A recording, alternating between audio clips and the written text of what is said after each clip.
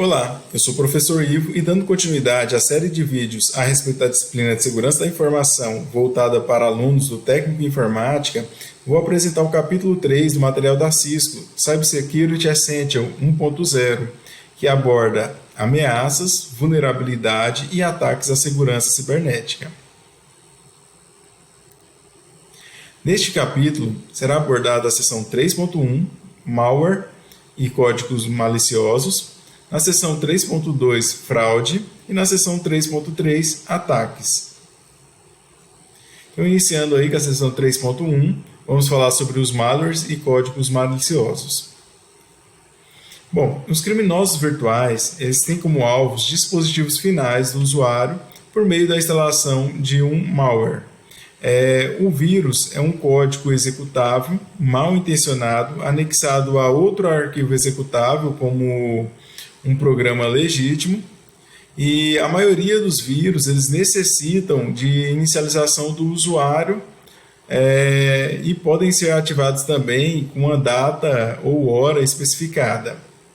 Os IORMs eles são códigos maliciosos que replicam ao explorar de forma independente. Eles exploram aí vulnerabilidades dentro da rede. Os IORMs normalmente deixam a rede mais lenta. Enquanto um vírus ele requer um programa host para execução, os IORMs podem ser executados de forma autônoma, exceto aí pela infecção inicial. Os IORMs não precisam mais da participação do usuário. Já os cavalos de Troia é um malware que realiza operações mal intencionadas sobre pretexto de uma operação desejada, como um jogo online. Esses códigos maliciosos, eles exploram aí os privilégios de usuários que o executam. Um cavalo de Troia, ele difere de um vírus, porque o cavalo de Troia, ele se liga a arquivos não executáveis, como arquivos de imagem, arquivos de áudio ou até mesmo jogos. Bom, a bomba lógica é um programa aí mal intencionado que utiliza um gatilho para despertar o código malicioso. Por exemplo, os acionadores podem ser datas, horas, programas em execução ou a exclusão de uma conta de usuário. A bomba lógica ela permanece inativa até que o evento acionador ocorra. Assim que ativada, uma bomba lógica ela implementa um código malicioso que danifica o sistema computacional. Já o ransomware são softwares que mantêm um programa do computador ou os dados que nele contém refém até que o alvo faça um pagamento. O ransomware normalmente ele funciona criptografando os dados no computador com uma chave desconhecida ao usuário final, então sequestrando aqueles dados. Os backdoors ou rootkits eles se referem aí a programas ou códigos introduzidos por um criminoso que tenha comprometido o sistema. O backdoor ele ignora a autenticação normal utilizada para acessar o sistema. Já um rootkit ele modifica o sistema operacional para criar um backdoor. Os invasores usam o backdoor para acessar o computador de forma remota. Bom, o e-mail e navegadores web também são alvos bem populares dos ataques. Então, como o spyware, o adware, o scareware, o phishing, spin phishing, phishing, farming, walling, ataques por plugins, envenenamento de SEO e sequestro de navegador. O spam ele é conhecido aí como lixo eletrônico, é um e-mail não solicitado e nem autorizado. Na maioria dos casos, o spam é um método de anúncio. Entretanto, o spam pode enviar links perigosos, malwares ou conteúdos enganosos.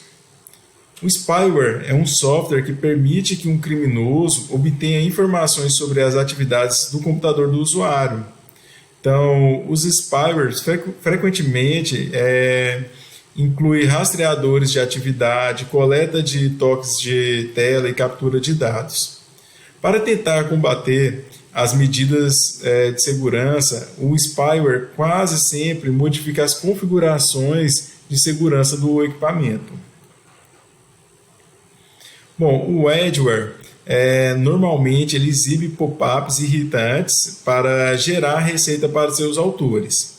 O malware pode analisar os interesses dos usuários rastreando os sites visitados. Em seguida, ele pode enviar anúncios pop-up relacionados a esses sites. Já o scareware, ele induz o usuário a executar aí uma ação específica com base no medo. O scareware ele simula janelas de pop-up que assemelham às janelas de diálogo do sistema operacional. Já o phishing é uma forma de fraude. Os criminosos virtuais usam e-mails, mensagem instantânea e outras mídias sociais para coletar informações como credenciais de login ou informações de conta ou colocar uma fachada de entidade ou pessoa confiável.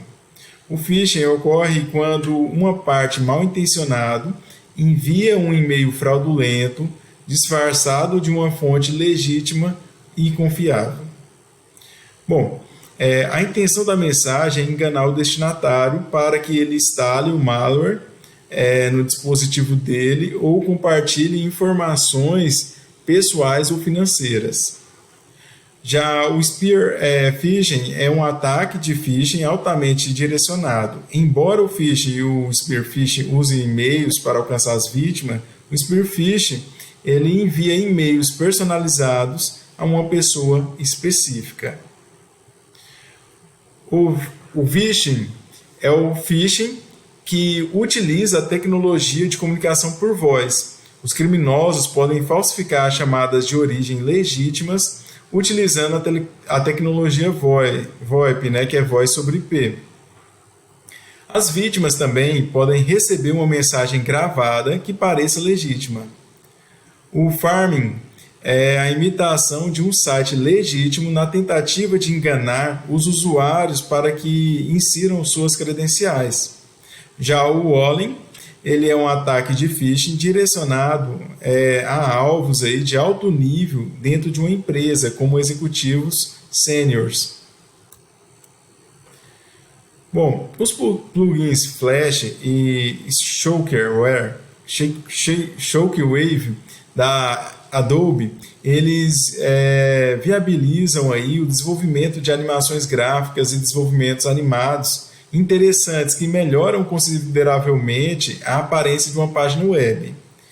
Mas a exploração com sucesso dessas ferramentas ela pode causar uma falha no sistema ou permitir que um criminoso assuma o controle do sistema que está sendo afetado. Temos aí o envenenamento de SEO. SEO é a abreviação de Search Engine Optimization, que é a otimização de mecanismo de pesquisa. Desculpa aí a pronúncia, pessoal. Este ataque ele consiste num conjunto de técnicas utilizadas para melhorar a classificação de um site por um mecanismo de pesquisa. Embora muitas empresas legítimas se especializem na otimização de sites para melhorar a posição delas nos buscadores, o envenenamento de SEO ele usa esse mecanismo de otimização para que um site mal intencionado ocupe a posição mais alta nos resultados da pesquisa, levando a pessoa a acessar esse site malicioso. Bom, sequestro do navegador.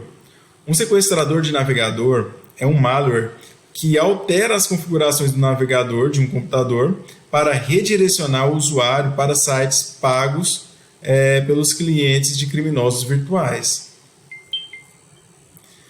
Bom, seção 3.2, a gente vai falar sobre fraude. A fraude ele é um processo aí para enganar E existem vários esquemas para gerar fraude, né? Dentre eles, aí a gente pode citar a engenharia social, que é um meio completamente não técnico de um criminoso coletar informações sobre um alvo. Ele é um ataque aí que tenta manipular os indivíduos para realizar ações ou divulgar informações confidenciais. Geralmente, os engenheiros sociais dependem da boa vontade das pessoas em ajudar, mas também exploram os seus pontos fracos. Há alguns tipos de ataques de engenharia social, né? O pretexting, que acontece quando o invasor liga para um indivíduo e mente na tentativa de obter acesso a dados privilegiados. Um exemplo envolve um invasor que finge precisar aí dados pessoais ou financeiros para confirmar a identidade do destinatário. E também temos o ato por recompensa, né, que é quando o invasor, num mecanismo de engenharia social, solicita informações pessoais de alguém em troca de algo, como um presente ou um prêmio. Outros ataques por fraude são a navegação bisbilhoteira, que é o shoulder surfing, e faz busca na lixeira, refere-se aí a descobrir senhas, códigos de acesso ou número de cartão de crédito. Então, um invasor ele pode estar perto da sua vítima, ou pode estar de longe com um binóculo, ou visualizando as ações de uma pessoa através de câmera de circuito fechado para descobrir essas informações. Bom, imitação e trote. A imitação ela é uma ação de fingir ser outra pessoa. Um criminoso disfarçado de funcionário da Receita Federal dizia para as vítimas que elas deviam dinheiro à Receita. Temos também o carona, ou tailgating, que é a carona, né, ela ocorre quando um criminoso acompanha uma pessoa autorizada para conseguir entrar em um local seguro ou uma área restrita. Tailgate é outro termo que descreve a mesma prática. Temos truques online por e-mail e na web que encaminham trotes por e-mail, piadas, filmes engraçados, e-mail não relacionados ao ambiente de trabalho durante o expediente, que pode violar a política de uso aceitável da empresa e resultar em algumas ações disciplinares a um usuário-alvo. Bom, seção 3.3, a gente vai falar sobre os ataques. Bom, os ataques de negação de serviço, que é o DOS, né, um dos tipos mais conhecidos, são tipos de ataque em rede. Um ataque de negação de serviço ele resulta em alguns tipos de interrupções de serviços aos usuários, ou dispositivos, ou até mesmo aplicações. Os ataques de negação de serviço são um grande risco porque facilmente interrompem a comunicação e causam perdas consideráveis de tempo e de dinheiro ao foco do ataque, né? Esses ataques são relativamente simples de conduzir, mesmo para um invasor não capacitado. Temos os sniffers, que é semelhante à escutar alguém de forma escondida. Eles ocorrem quando os invasores examinam todo o tráfego da rede à medida que passa pela placa de rede, independente se o tráfego é endereçado a eles ou não. Os criminosos eles conseguem vasculhar a rede com um aplicativo, dispositivo de hardware ou uma combinação dos dois. O spoofing é um ataque aí de imitação que se aproveita de uma relação de confiança entre dois sistemas. Se os dois sistemas aceitam a autenticação de cada um deles, um indivíduo conectado a um sistema pode não passar novamente pelo processo de autenticação para acessar um outro sistema. Temos aí o ataque indireto, ou Man in the Middle, ou MIND, que é o criminoso interceptando as comunicações entre os computadores para roubar informações que cruzam a rede. Ele pode optar por manipular as mensagens e transmitir também informações falsas entre os hosts. Já os hosts não sabem que uma informação foi modificada, né? Esse ataque ele permite que o criminoso controle o dispositivo sem o conhecimento do usuário. Temos os ataques do dia zero, que são ataques de computador que tentam explorar as vulnerabilidades do software, que são desconhecidas ou não divulgadas ainda pelo fornecedor do software. O termo zero hora, né, ele descreve o momento em que alguém descreve essas explorações. Então foi identificada uma vulnerabilidade, a pessoa divulga na internet, o fornecedor demora a encaminhar uma atualização e os atacantes podem explorar essa vulnerabilidade que foi descoberta. Bom, temos o registro de teclado, que é um software que grava e registra os toques de teclas do usuário no sistema. Os criminosos podem implementar registradores de toque de tela no software instalado em um sistema de computador ou por meio de um hardware fisicamente conectado a um computador. O criminoso ele configura o software registrador, né, de tecla e envia um e-mail com um arquivo de log. Os toques de tela capturados no arquivo de log podem revelar nomes, usuários, as senhas, sites acessados e outras informações confidenciais. Quanto a ataques em rede sem fio e dispositivos móveis, temos o Grayware, que inclui aplicativos que se comportam de modo incômodo ou indesejável. O Grayware pode não ter, né, um malware reconhecível oculto, mas pode ser um risco ao usuário, pois ele está se tornando um problema na segurança móvel com a popularidade dos smartphones. Temos o SM-Phishing, que é a abreviação de SMM Phishing, e ele pode utilizar o serviço de mensagem, o SMS, para enviar mensagem de texto falsa. Os criminosos fazem com que o usuário acesse um sistema ou ligue para um telefone. As vítimas enganadas podem fornecer informações confidenciais, como dados de cartão de crédito. O acesso a um site ele pode resultar em download de malware que invade o dispositivo, sem um reconhecimento, sem um conhecimento, né, do usuário. Também temos o Access Points não autorizados, que é um Access Point sem fio, instalado em uma rede segura, sem autorização explícita. Um Access Point não autorizado ele pode ser configurado de duas maneiras. Uma é para congestionar sinais de radiofrequência, né? Onde os sinais sem fio são suscetíveis a interferência eletromagnética, interferência de radiofrequências e podem até ser suscetíveis a ruídos ou reatores de luzes fluorescentes. Então, os sinais sem fio também são suscetíveis a congestionamento deliberado. O congestionamento de radiofrequência interfere aí na transmissão de uma estação de rádio ou satélite para que o sinal não alcance a estação de recepção.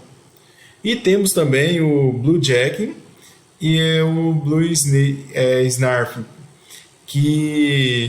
onde o bluejacking é o termo utilizado para enviar mensagens não autorizadas para outros dispositivos Bluetooth.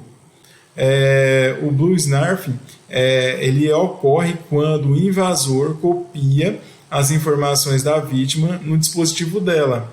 Essas informações podem incluir e-mails e lista de contatos. Ataques aí a WEP, né, e WPA O WEP é um protocolo aí de segurança que tentou fornecer uma rede de local sem fio segura, né? Então, com a mesma segurança, como se fosse uma LAN, né? Com fio. Porém, né, com as medidas de segurança física, elas ajudam a proteger a LAN. O WEP, ele procura fornecer uma proteção similar para dados transmitidos na WLAN com criptografia. Mas o WEP ele usa uma chave criptográfica. E não há provisão para gerenciamento de chaves com o WEP. Então, o número de pessoas que compartilham a chave continuará crescendo, o que é um problema. O WPA e o WPA2 eles surgiram aí como protocolos melhorados para substituir o WEP. O WPA2 não tem os mesmos problemas de criptografia, pois um invasor não pode recuperar a chave pela observação do tráfego. Mas o WPA é suscetível ao ataque porque os criminosos virtuais podem analisar os pacotes transmitidos aí entre o access point e o usuário legítimo. Então, através de um ataque de força bruta, eles podem conseguir obter informações sensíveis. Os criminosos virtuais eles usam um sniffer de pacote e, em seguida, eles executam um ataque offline na senha, tá? Há várias etapas aí que devem ser seguidas para se defender contra ataques aos dispositivos sem fio e móveis.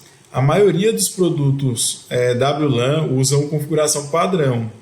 Utilize os recursos de segurança básica sem fio, como autenticação, criptografia, e alterar aí os padrões das configurações. Restringe aí também a colocação do ponto de acesso na rede ao posicionar esses dispositivos fora do firewall ou dentro de uma zona desmilitarizada, que é a DMZ, que contenha outros dispositivos não confiáveis, como servidor de e-mail ou um servidor de páginas web. As ferramentas WLAN, como o NetStubber, podem aí descobrir access points e estações de trabalho não autorizados. Desenvolva uma política de convidado para abordar a necessidade do acesso aos convidados legítimos, né? Então, aqueles que precisam acessar a sua internet durante uma visita. Para os funcionários autorizados, utilize uma rede virtual privada de acesso remoto para acessar a WLAN. Nos ataques a aplicativos, temos aí os scripts em sites, o XSS, que é uma vulnerabilidade encontrada em aplicativos da web. O XSS ele permite que os criminosos injetem scripts em páginas da web visualizadas por usuários. Esses scripts podem ter códigos maliciosos. O script entre sites tem 3 participantes: o criminoso, a vítima e o site. O criminoso virtual ele não mira diretamente em uma vítima. O criminoso ele explora a vulnerabilidade de um site ou um aplicativo da web. Os criminosos injetam scripts no cliente em páginas da web visualizadas pelos usuários, que são as vítimas. O ataque por injeção de código é uma maneira aí de armazenar dados de um site e usar um banco de dados. Há vários tipos diferentes de banco de dados, né? Temos aí o SQL, o XML, entre outros. Ambos os ataques de injeção de XML ou de SQL, eles exploram as vulnerabilidades no programa, como a não validação correta de consultas em bancos de dados. Também a saturação do buffer, que ocorre quando ultrapassam os limites de um buffer. O buffer, eles são áreas de memória alocadas aí a um aplicativo, dentro da memória RAM. Ao alterar os dados além dos limites do buffer, o aplicativo ele acessa a memória alocada a outros processos. Isso pode levar a uma queda do sistema, um comprometimento dos dados, ou fornecer o escalonamento de privilégios. Então, que o outro programa não deveria ter direito. Outro ataque aos aplicativos são, vulnerabilidades de execução de código remoto que permitem que um criminoso virtual execute um código malicioso e assuma o controle de um sistema com privilégios do usuário executando a aplicação. Controles do ActiveX e Java, eles fornecem recursos de plugin para o Internet Explorer. Os controles ActiveX são partes de software instalados pelos usuários para fornecer recursos estendidos. Então, terceiros escrevem alguns controles ActiveX e, portanto, podem ser mal intencionados. Eles podem monitorar os hábitos de navegação, instalar malware ou registrar toques na tela. Os controles ActiveX também eles funcionam em outros aplicativos da Microsoft. O Java ele opera por meio de um intérprete, o Java Virtual Machine, que é a JVM, que ativa a funcionalidade aí do programa Java. O JVM ele coloca sandbox ou isola o código não confiável do restante do sistema operacional. Essa vulnerabilidade ela permite ao código não confiável ignorar essas restrições que são impostas pela sandbox. Então aqui são apresentadas algumas defesas contra os ataques de aplicativo. A primeira linha de defesa contra um ataque de aplicativo é escrever um código sólido. Independentemente da linguagem utilizada ou da origem da entrada externa, a prática de programação recomenda tratar todas as entradas externas como uma função hostil. Valide todas as entradas como se fossem hostis. Mantenha todos os softwares, inclusive os sistemas operacionais e aplicativos atualizados e não ignore as atualizações solicitadas. Nem todos os programas atualizam automaticamente, então, no mínimo, você tem que selecionar aí a opção de atualização manual. Na seção 3.4, apresenta o resumo do capítulo, capítulo 3. Bom, foram apresentadas aí as ameaças, as vulnerabilidades e os ataques que são o foco central dos especialistas em segurança cibernética. Bom, compreender os tipos de ameaças possíveis, elas permitem aí que a empresa identifique as vulnerabilidades que a tornam um alvo de ataques, Assim, a empresa pode aprender a se defender de truques e manobras contra a segurança cibernética. Então, esteja bem atento a cada um desses tipos de ataques. Aqui a gente encerra o capítulo 3. Agradeço a sua atenção. Se você gostou do material, curte aí e se inscreva no canal. Se ficou com alguma dúvida ou tem sugestões de melhoria, comenta aí. Um grande abraço.